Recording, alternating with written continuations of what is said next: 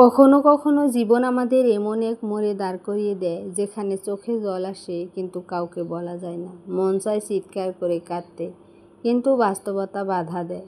চোখের সামনে সবগুলো স্বপ্ন ভেঙে যায়, তবুও হেসে থাকতে হয় মানুষের সামনে।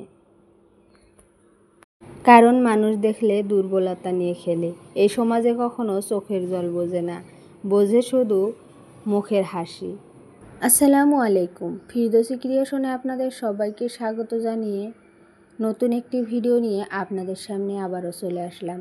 আশা করছি আপনারা সবাই ভালো আছেন। আলহামদুলিল্লাহ, আমরাও ভালো আছি।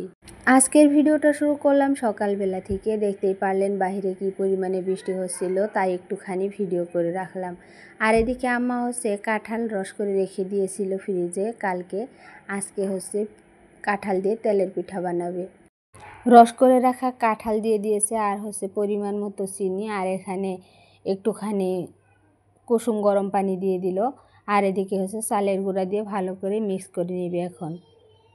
তো দেখা যাক তেলের পিঠা কেমন হয়, আপনাদের সাথে শেয়ার করব। তো পিঠার ব্যাটারটা হয়ে গেছে, এখন একটুখানি রেস্টে রেখে দিয়েছিল আম্মা। আমি এখানে একটুখানি বেকিং পাউডার দিয়ে দিলাম। আগে পরেও কাঁঠালের পিঠা বানিয়েছে, তেমন একটা ভালো হয়নি। আজকেও পিঠাগুলো বেশি ভালো হচ্ছে না। এই তো দেখতেই পারছেন, ওপরের দিকটা ভালোই দেখা যাচ্ছে, কিন্তু পিছনের দিকটা দেখতে ভালো হয়নি তেমন একটা। তেলের পিঠা সচরাচর যেমন ভালো হয়, কাঁঠাল দিয়ে তেলের পিঠা বানালে তেমন একটা ভালো হয় না। কাঁঠালের রস দিয়ে আপনারা কীভাবে তেলের পিঠা বানান একটু কমেন্ট করে জানাবেন। তো এটা বিকালবেলা, পিঠা তেমন ভালো হয়নি, সেজন্য আর আপনাদের সাথে শেয়ার করলাম না।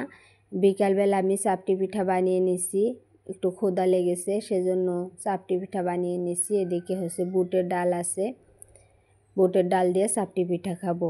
তো আমার আজকের ভিডিও আপনাদের কাছে কেমন লেগেছে অবশ্যই কমেন্ট করে জানাবেন।